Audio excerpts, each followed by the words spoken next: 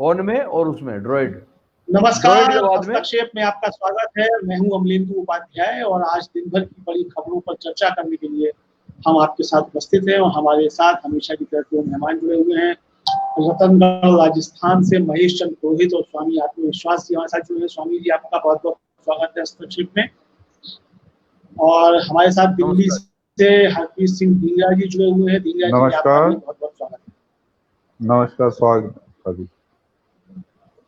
आज दिन भर की बड़ी खबरों पर चर्चा करने से पहले हम अपने दर्शकों से कहना चाहेंगे कि अगर आप फेसबुक पर देख रहे हैं और आपने अभी तक हमारा पेज लाइक नहीं किया है तो उस पेज को लाइक करें, वीडियो को शेयर करें। और अगर आप यूट्यूब पर देख रहे हैं तो इस वीडियो को आप शेयर तो करेंगे ही, और अगर आपने हमारा यूट्यूब चैनल सब्सक्राइब नहीं किया है तो उसको सब्सक्राइब भी करें और घंटी का बटन भी दबाएं, ताकि हम जब नया वीडियो अपलोड करें या जब हम अगली बार लाइव हो तो आपको जो है उसकी तुरंत सूचना पहुंच सके।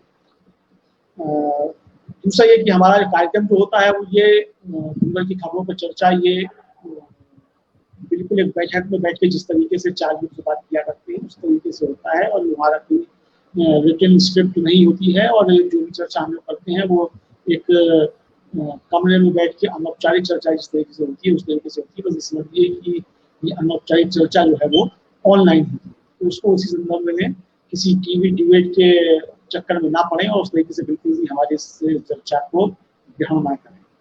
ये हमारा प्रदर्शन से मिले। तो हम बढ़ते हैं आज की बड़ी खबरों की तरफ। सबसे पहले जो आज पूरे देश भर में इस समय गंभीर मुद्दा बना हुआ है हाथरस कांड। उस हाथरस कांड पर राजनीति और तेज हो गई है, और एक तरफ जहां उत्तर प्रदेश सरकार को ये अंतर्राष्ट्रीय षड्यंत्र दिखाई पड़ रहा है, वहीं उत्तर प्रदेश सरकार जो है वो लगातार सवालों के घेरे में आती जा रही है। हालांकि चूंकि लोगों के सवाल जो थे वो सरकार से पहले नहीं थे, वो पहले प्रशासन से थे, लेकिन जिस तरीके से सरकार प्रशासन के बचाव में होती है उससे निश्चित तौर पे फिर ये सवाल जो थे वो सरकार की तरफ घूम गए। अगर सरकार प्रशासन का बचाव नहीं करती और अगर उसने सख्त कार्रवाई की होती प्रशासनिक अधिकारियों के ऊपर पहले ही, तो मुझे लगता है कि सरकार के ऊपर इस तरीके से सवाल नहीं उठता है। इसलिए ये सरकार ने स्वयं मौका जो है वो लोगों को उपलब्ध कराया है कि सवाल सरकार पर उठे। और जिस तरीके से वहाँ पीड़ित परिवार को धमकाने की कोशिश हो रही है, और अब मीडिया कर्मियों पे भी जो जिस तरीके से FIR वगैरह सब लॉन्च हो रही है, वो ये साफ जाहिर करता है कि उत्तर प्रदेश में जो है वो लोकतंत्र का नितान प्रभाव हो चुका है। और अगर हमारे प्रधानमंत्री आदरणीय स्मरणीय श्री नरेंद्र दामोदर दास मोदी जी वाकई लोकतंत्र के प्रति गंभीर है, तो मुझे लगता है कि उनको जो है उत्तर प्रदेश के अंदर जो चीजें घट रही हैं उस पर काफी ध्यान देने की आवश्यकता है। और चूंकि वो संवैधानिक पद पे हैं, लोकतांत्रिक पद पे हैं, सर्वोच्च पद पे हैं और उनकी ही सरकार उत्तर प्रदेश में है, तो इसलिए उनसे जो है ये निवेदन मुझे लगता है कि हम लोग कर सकते हैं और पूरा देश जो हमसे निवेदन कर सकता है। अब इस निवेदन पर ध्यान देना या ना देना ये प्रधानमंत्री के ऊपर निर्भर करता है। जो अंतर्राष्ट्रीय षड्यंत्र की बात कही जा रही है उसके ऊपर राहुल गांधी जो कांग्रेस के पूर्व अध्यक्ष हैं, उन्होंने जो है वो टिप्पणी की है और उन्होंने कहा है कि यह उत्तर प्रदेश के मुख्यमंत्री योगी आदित्यनाथ की मर्जी है कि उन्हें हाथरस की घटना में एक अंतर्राष्ट्रीय साजिश दिखाई देती है, लेकिन मैं तो इसे बड़ी व्यक्तिगत त्रासदी के रूप में देखता हूँ। तो ढींगरा जी और स्वामी जी अब उत्तर प्रदेश सरकार को उसमें अंतर्राष्ट्रीय साजिश में नजर आ रही है। और जिस तरीके से बताया गया कि रातों रात में एक वेबसाइट बन गई और उससे दंगा भड़काने का जो प्रयास किया गया, और कुछ केरल के पत्रकार आ रहे थे तो उनकी गिरफ्तारी कर ली गई, जो PFI से जुड़े हुए हैं, इस तरीके से करेंगे ये सब चीजें जी साइट बन गई, सब कुछ बन गया, ये बदनाम करने की साजिश। ये मेरा जो व्यक्तिगत राय है वो यही है कि ये सब ध्यान भटकाने का मुद्दा है, ऐसा कुछ नहीं है।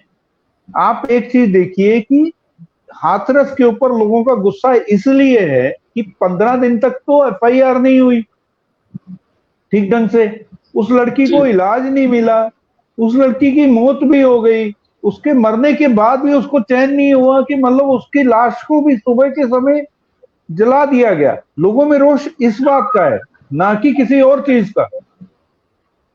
रेप ये नहीं है कि रेप की घटना आज नहीं हो रही है या कल नहीं हुई है, या ये हो रहा है, पर जहां पुलिस एफआईआर कर देती है और पकड़े जाते हैं लोग, वहां पर मामला कुछ शोर नहीं डलता है।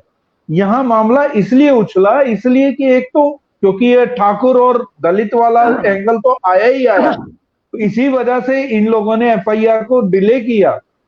और जबकि पुलिस का मुखिया आके कहता है प्रेस कॉन्फ्रेंस में कि जी रेप तो हुआ ही नहीं, फोरेंसिक उसके हिसाब से, जबकि उन्हें मैनुअल पढ़ना चाहिए, नया रूल क्या है एज पर मैनुअल, किसको रेप कहते हैं किसको नहीं कहते हैं।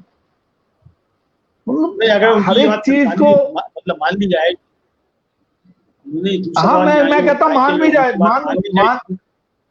मान भी ली जाए उनकी बात। फिर एफआईआर क्यों, फिर आपने एफआईआर क्यों दर्ज की, तब भी तो गलत हुआ ना। हाँ?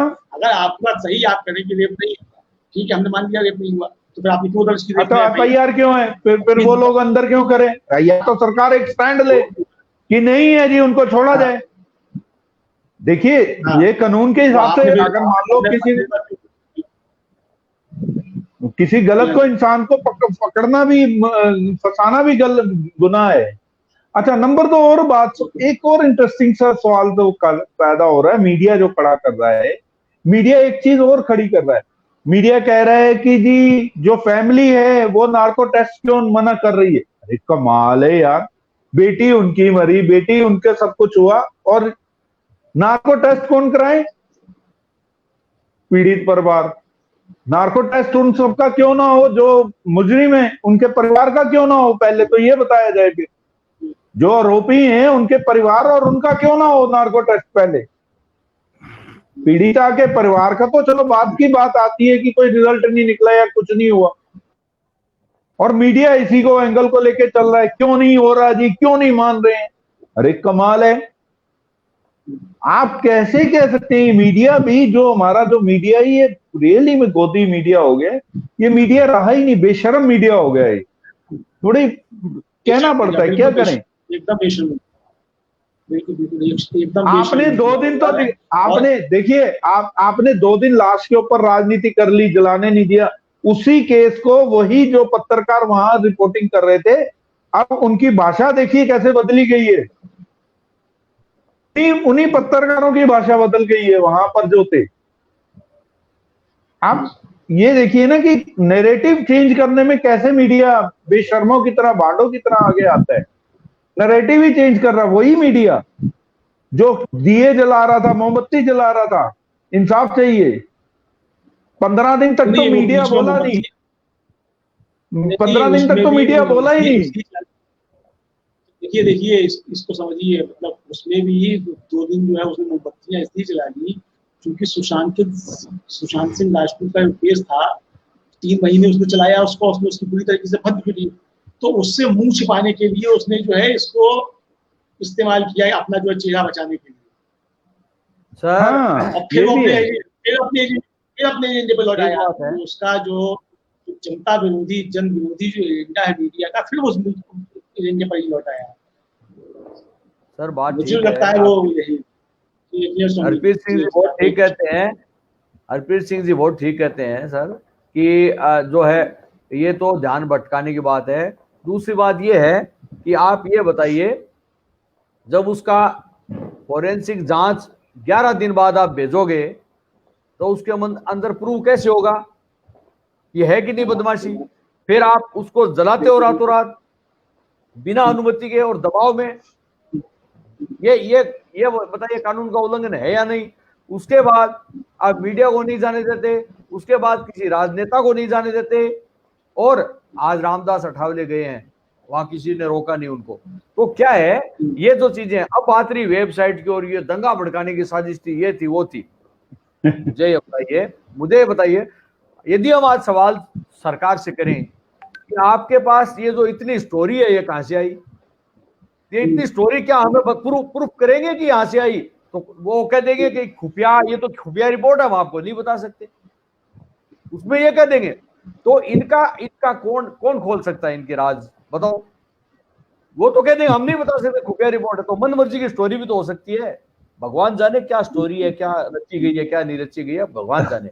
इतने दिनों बाद इनको ये पता चला और इतने रुपए दिए गए हैं, वेबसाइट बनाई गई है, वेबसाइट कोई भी बना सकता है, रातों रात डिलीट भी करवा सकते हैं, स्टोरी क्रिएट भी की जा सकती है। मैं इससे इनकार नहीं कर रहा हूं और मैं सीधा सवाल भी नहीं उठा रहा हूं, लेकिन ये जरा सोचने की बात है। इतनी इतनी सरकार ने मनमानी की और उसके बाद में नया तरीका लाया, नया शिवू का छोड़ दिया है। तो ये सब है गड़बड़, जब चीजें छुपाने की बात है। और वहां पता है उस परिवार को धमकियां भी मिल रही है और गवर्नमेंट कुछ नहीं बोल रही है। नहीं, और तो ये दूसरी बात ये है कि इस पूरे मसले को वहां तो दलित बनाम ठाकुर बना कौन इस पर हाँ। जो सत्तारूढ़ दल है वही बना रहा है ना। सवाल तो ये था कि रेप हुआ, रेपिस्ट की गिरफ्तारी हो, रेपिस्ट की कार्रवाई हो। न किसी ने भी इसको ये नहीं कहा कि ये ठाकुर बनाम दलित है। न जिन लोगों पर आरोप लग रहे हैं विपक्ष के ऊपर भी कि वो इसको राजनीति कर रहे हैं, वो राजनीति करने वाले भी इसको ठाकुर बनाम दलित के रूप में नहीं देख रहे, नहीं देख रहे ना। हम लोग भी नहीं देख रहे इसको, क्योंकि हम भी नहीं देख रहे। वो चाहे वो रेपिस्ट हो, चाहे किसी भी धर्म जाति का, वो रेपिस्ट रेपिस्ट है। ये तो है नहीं कि आज पंजाब में नहीं रेप हुए या कहीं रेप नहीं हुआ, केस नहीं आया, ये तो कहा ही नहीं जा सकता ना कि इस जाति वाले ने नहीं किया या ये जाति।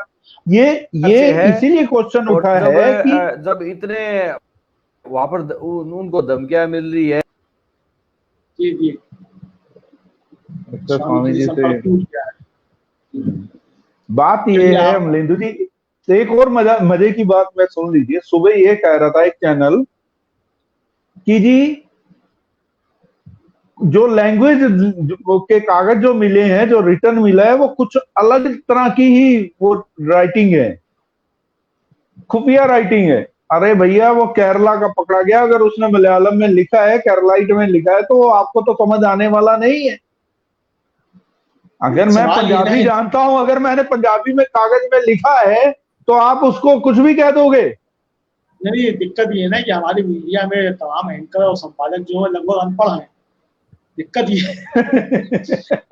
जाहिल किस्म के जो हैं वो संपादक और एंकर जो है वो हो गए। मतलब वो एंकर उनको क्वेश्चन नहीं करते, वो एंकर उनको क्वेश्चन नहीं कर रहे कि वो, चूंकि योग्यता के बल पे तो आते नहीं है, विकलम के बल पे, सरकार के अपने सूत्रों के दम पे, भाई भतीजावाद के दम पे, मतलब जो नेपोटिज्म जो मीडिया में तो चिल्ला रहा था कि बॉलीवुड में नेपोटिज्म है, वो असली नेपोटिज्म और असली भाई भतीजावाद और असली जातिवाद तो इस मीडिया के अंदर है।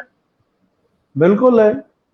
मतलब तमाम बड़े पदों पर आप देख लीजिए, एक से नाकारा लोग जो है वो बड़े बड़े हुए। मैं चैलेंज के साथ कहता हूँ कि जो देश भर के तमाम संपादक हैं, खासतौर से हिंदी न्यूज चैनलों के, वो कायदे की हिंदी नहीं सकते, नहीं जानते होंगे, नहीं जानते होंगे, लिखना भी नहीं जानते होंगे ढंग से। नहीं जानते साहब, नहीं जानते की कहाँ लिखा जाएगा और की कहाँ लिखा जाएगा, नहीं जानते।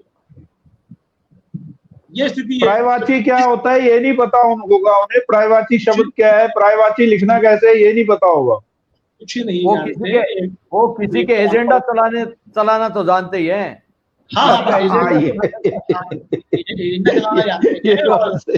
और गैंगबाजी से, थलेबाजी से, चापलूसी करके, सत्ता की दलाली करके सब ऊंची जगहों पे पहुंचे हुए हैं, बने हुए हैं। तो ये सब चल रहा है, तो इसलिए मतलब इस मीडिया की मतलब चर्चा हमको लगता है हमको करनी चाहिए। अब आप देखिए सर, आप देखिए एम्स ने कहा था कि भाई सुशांत की हत्या नहीं हुई, आत्महत्या की है, प्रमाणित हो गया।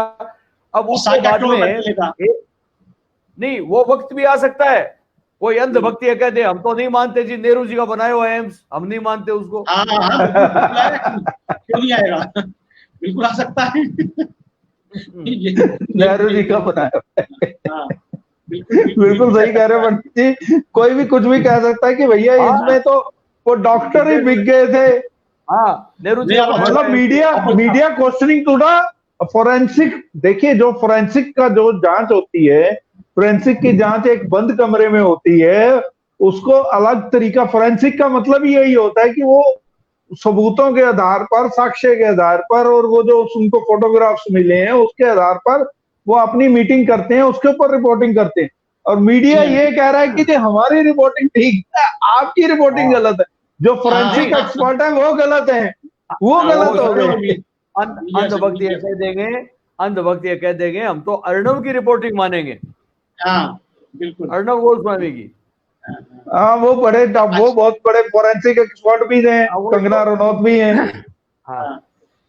अब चलिए अब इस अब बताओ, मुद्दे पे अपने लोग आ गए हैं तो इसके चलते हैं, आगे बढ़ते हैं। हाँ, जो रिया माफी चक्रवर्ती के वकील माफी हैं, मांगनी चाहिए ना, जी जिनको हाँ, जी जिनको टारगेट किया गया उनसे सबसे माफी मांगनी चाहिए इन लोगों को, हाँ।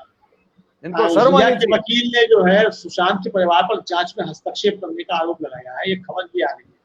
रिया चक्रवर्ती के वकीलों ने सुशांत सिंह राजपूत के परिवार और उनके कानूनी सलाहकारों पर जांच में हस्तक्षेप करने और सबूतों से छेड़छाड़ करने का आरोप लगाते हुए चेतावनी दी है कि वे इन चीजों को अदालत के संज्ञान में लाएंगे।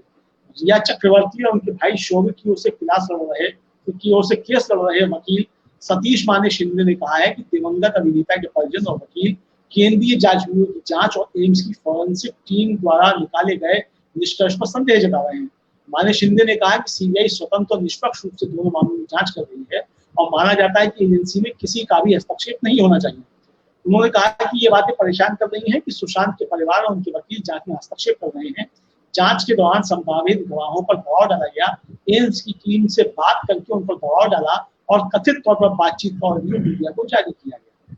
इस बीच सुशांत की बहनें प्रियंका सिंह और नीतू सिंह ने रिया द्वारा दर्ज कराई गई एफआईआर के खिलाफ बॉम्बे हाईकोर्ट का दरवाजा खटखटाया है। रिया ने उन पर फर्जी पर्चा बनवाने का आरोप लगाया था। सुशांत की बहनों की ओर से दायर की गई याचिका में कहा गया है कि शिकायत और प्राथमिकी से पता चलता है कि यह कोई संज्ञेय अपराध नहीं है। जो दवाएं तरुण कुमार ने दी उन पर कोई प्रतिबंध नहीं है। मतलब अब ये देखिए कि ये तो मान लिया, इसका मतलब कि सुशांत सिंह की बहनों ने कि उन्होंने जो था वो दवाएं सुशांत सिंह को दी थी। अब वो संज्ञेय अपराध है या नहीं है ये तय करना जो है वो अदालत का काम है। बिल्कुल, उस एक्ट में आता है कि नहीं आता है ये उसका अदालत का काम है। इसका मतलब कि रिया की जो शिकायत थी वो शिकायत अपनी है पे जायज जो है वो साबित एक तरीके से हो रही है। तो कुल मिलाकर के मामला जो हम लोग लगातार शुरू से जो मीडिया के खिलाफ जाकर के हम लोग लगातार 3 महीने से जो बातचीत कर रहे हैं और हम लोग शुरू से ही मतलब हम लोगों का तीनों का पैनल जो है वो लगातार इस बात को कह रहे हैं कि इसके अंदर जो है परिवार जो है वो किसी और चीज में पड़ा हुआ है और मोहरा बन रहा है राजनीतिक दलों का और अपने थोड़े से स्वार्थ के लिए जो है वो इसमें कर रहा है और आगे चल की चीजें जो है वो खराब हो सकती है। और अब देखिए वही चीजें जो कुल मिलाकर के आज सामने आने वाली हैं, लग रही हैं कि परिस्थितियां जो बन रही है उसमें ये परिवार जो है वो कहीं ना कहीं फंसने की स्थिति अब जो है वो बनती जा रही है कि जो चीजें आएंगी, क्योंकि अब ये तो स्पष्ट हो गया कि उसने आत्महत्या की। फोरेंसिक रिपोर्ट आ गई, सीबीआई भी यही कहेगी क्योंकि सबूत कुछ मिले नहीं है। जब ये आ जाएगा तो फिर या तो ये साबित करो कि उसको किसने किया, उकसाया, अगर ये भी है साहब आत्महत्या के लिए, इस तरह का भी कुछ नहीं मिला है क्योंकि उसका उस तरह का नोट नहीं है। तो जो उकसाने का जो मामला बनता है वो ये पर्चा बनता है। अगर मतलब सर्कमस्टांसेस देखे जाए तो ये डॉक्टर का पर्चा बनता है। मतलब हम लोग एक लेमैन तरीके से जो सोच सकते हैं, मतलब एक कानूनी विशेषज्ञ चूंकि हम लोग नहीं है तो कानून की दृष्टि से नहीं, लेकिन एक साधारण व्यक्ति की नजर से हम लोग अगर इस चीज को देखें तो ये जो पर्चा था इस पर अब बात आगे टिक गई है तो ये बनता है। तो कहीं ना कहीं जाकर के ये चीजें देखने की है कि मीडिया जिस तरीके से इसको छल रहा था उसने खैर बुरी तरह मुंह खाई है मीडिया, मतलब मीडिया के मुंह को तमाचा पड़ा ही है, लेकिन अभी भी मान नहीं रहा है वो चीज की है। लेकिन इस तरह की ये चीजें जो है मुझे लगता है कि सत्तारूढ़ जो केंद्र में बैठा हुआ वो भी जिस तरीके से इसमें इंटरेस्ट ले रहा था और इसकी आड़ में जो है बॉलीवुड को दबाव लेने की कोशिश की जा रही थी और जिस तरीके की खबरें आ रही हैं कि वो कई जो गिरफ्तार लोग किए गए उनमें से कुछ ने जो है अदालत में कहा कि उन पर दबाव डाले आ रहा था कुछ लोगों के नाम लेने के। तो ये सब चीजें जिस तरीके से आ रही है तो ये कुल मिलाकर के अच्छी छवि नहीं बन रही। क्या समझते हैं? सही बात है सर। हम तो ये तो कानून का काम है, सीबीआई वगैरह का काम है, जांच एजेंसियों का काम है। हम तो सिर्फ इतना कह सकते हैं किसी को बेमतलब सीधा टारगेट कर रहे हो ये गलत है। काम करने दीजिए उन लोगों को जिनका काम है, और ये सीधा टारगेट करके 130-35 करोड़ की जनता को बरगलाया नहीं जा सकता। हम केवल इस बात का विरोध कर रहे हैं। जो दोषी है वो पकड़ा जाएगा, क्या हर्ज है इसमें। मैं एक बात कहना चाहूंगा, जैसे सुशांत के केस को सिर्फ मीडिया ने और कुछ पॉलिटिकल पार्टी ने अपने एजेंडा से चलाया था। मैंने पहले भी बोला है कि ये ठाकरे परिवार को बदनाम करने के लिए सुशांत सिंह वाला मर्डर केस, मतलब मर्डर केस नहीं, सुसाइड केस को मर्डर केस में कन्वर्ट करवाने की कोशिश की गई। जो कि देखिए कोई भी एजेंसी हो, मर्डर को सुसाइड नहीं साबित कर सकती और सुसाइड को मर्डर नहीं साबित कर सकती, क्योंकि उसमें सभी प्रोफेशनल लोग होते हैं जिनको जी क्राइम के जी बारे में पढ़ाया जाता है, सब कुछ उनको A to Z नॉलेज होती है। और जी ये कहना कि गलत गलत, अब आप देखिए 80,000 से ज्यादा नकली अकाउंट बनाए गए जी जी जी डिफेम करने के लिए किसी गवर्नमेंट को, तो वो क्या अपराध से कम नहीं है? बिल्कुल वो जबरदस्त अपराध की बात है। श्रेणी में नहीं आता है क्या? बिल्कुल बिल्कुल बिल्कुल अपराध की अपराध है, श्रेणी में श्रेणी आता में है। और आता जो है। आपने ये बात कही है तो मैं आपको बिल्कुल सूचना दे दूं कि अभी जो एक खबर आ रही है उसके मुताबिक जो है अब मुंबई पुलिस ऐसे उस पर जो है वो कार्रवाई करने जा रही है। मतलब बॉलीवुड अभिनेता सुशांत सिंह राजपूत की मौत के बाद से सोशल मीडिया ट्रोलिंग का सामना कर रही मुंबई पुलिस ने विभिन्न प्लेटफॉर्म पर सोशल हाँ मीडिया टूल्स को लेकर कार्रवाई करने का बिल्कुल मन बना लिया है। एक सही है। अधिकारी ने मुंबई में मंगलवार को ये जानकारी दी। साइबर सेल की पुलिस उपायुक्त रश्मि कांदीकर ने कहा कि कई सोशल मीडिया अकाउंट धारक मुंबई पुलिस आयुक्त परमवीर सिंह को ट्विटर, इंस्टाग्राम, फेसबुक पर ट्रोल कर रहे हैं और उनके और पुलिस बल के खिलाफ अपमानजनक भाषा का उपयोग कर रहे हैं। कालंदीकर ने कहा इन अकाउंट्स में से अधिकांश फर्जी हैं, हम इन फर्जी अकाउंट होल्डर्स के खिलाफ कार्रवाई करेंगे। पिछले महीने एक अन्य अपराधी के खिलाफ एक FIR दर्ज की गई थी जिसने शहर के पुलिस आयुक्त के आधिकारिक ट्विटर अकाउंट की एक मॉर्फ छवि का इस्तेमाल किया था। समझ लीजिए आप कितनी भयंकर स्थिति है। सुशांत सिंह की मौत के लगभग 110 दिन बाद ये सामने आया है। एम्स की रिपोर्ट में भी अभिनेता की हत्या की अटकलों को खारिज कर दिया गया। अब आप समझ सकते हैं कि ये ट्रोलर्स जो हैं, जो पेज ट्रोलर्स हैं और ये किस तरीके से काम करते हैं। लेकिन ये भूल जाते हैं कि मतलब जो इलेक्ट्रॉनिक मीडिया है और खासतौर से इंटरनेट पे आप चाहे फर्जी अकाउंट से कर रहे हो, आप फर्जी IP से कर रहे हो, मतलब आप कहीं ना कहीं से आएंगे, उसका पाथ एक बनेगा, मतलब आप छिप नहीं सकते। अरे सबसे बड़ी बात ये है, ये क्या सोचते हैं अब हाँ, इन बेवकूफों को ये नहीं पता, जिस जिस मतलब जो व्हाट्सएप मैसेजेस के कारण रिया और सभी लोग चक्कर में आ गए हैं, पकड़े गए हैं, 2-2 साल पुराने मैसेज, 3-3 साल पुराने मैसेज। अरे भैया आपका IP भी तो पकड़ा जाएगा, चाहे वो नकली IP यूज कर रहे हो, चाहे वो दूसरा IP यूज कर रहे हैं, तीसरा यूज कर रहे हैं, चाहे आप कौन सा अमेरिकन IP यूज कर लीजिए, तब भी तो शुरुआत जहां से हुई है वो पकड़ने वाले पकड़ लेते हैं। हाँ, बिल्कुल ये लोग समझ। और सबसे बड़ी बात ये है मिलिंदु जी, जिस लड़की को इतना बदनाम किया गया, मेरा तो कहना है ये है कि रिया चक्रवर्ती से मीडिया को माफी मांगनी चाहिए, निश्चित तौर पर मांगनी चाहिए। वो चाहे जेल में है, चाहे वो जेल में भी है, क्योंकि उसके ऊपर जो इल्जाम लगाया गया वो इल्जाम से वो बरी होती है एक किस्म से। बिल्कुल बिल्कुल अभी वो अंदर है तो ड्रग्स के केस में है, जो कि वो जबरदस्ती केस में है, उसको भी छोड़ना चाहिए। अब देखते हैं कि कोर्ट क्या डिसीजन लेता है, उसके कानून के आगे तो कोई किसी को कह नहीं सकता, उनके वकील देख रहे होंगे, पर फिर भी जो उस लड़की के साथ गलत किया इन लोगों ने, उसका माफी मांगनी चाहिए। सर फर्जी अकाउंट बना के किसी को फंसाना बहुत बड़ा अपराध है। किसी को फंसा के जेल तक भिजवा देना फर्जी अकाउंट बना करके, ये षड्यंत्र है। जी हाँ, और माफी तो मांगनी ही मांगनी चाहिए, निश्चित बात है। और दूध का दूध पानी का पानी हो जाएगा, पुलिस जांच करेगी वहां। जी जी जी जी। और इतना ही नहीं, मतलब आप जो कह रहे हैं धीरा जी, मतलब समाचार चैनलों को लेकर के अभी अभी जो है वो IANS वोटर मीडिया जो है उसका एक आया है सर्वे, और उसने कहा है कि देश के 76% लोगों को लगता है कि समाचार चैनलों पर उचित बहस न होकर अनावश्यक झगड़ा होता है। यानी 76% लोग जो हैं वो ये मान रहे हैं कि मीडिया पर जो डिबेट्स होती हैं, जिसमें हम भी जाया करते थे, अब हम नहीं जा रहे हैं, मतलब वहां अनावश्यक झगड़ा होता है और प्री प्लान जो है उसकी सारी चीजें होती हैं। उन्मादिकता फैलाई जाती है ना, उन्मादिकता फैलाई जाती है, गाली गलौज होता है, नकली राम को ले लो, मंदिर को ले लो, मस्जिद को ले लो, चर्च को ले लो, मतलब उनको यही चीजें दिखती हैं। आप मीडिया में चैनल अभी ऑन करके देख लीजिए, 3 चीजों के ऊपर मुद्दा हो रहा होगा, किसान मुद्दे के ऊपर बहस नहीं हो रही होगी।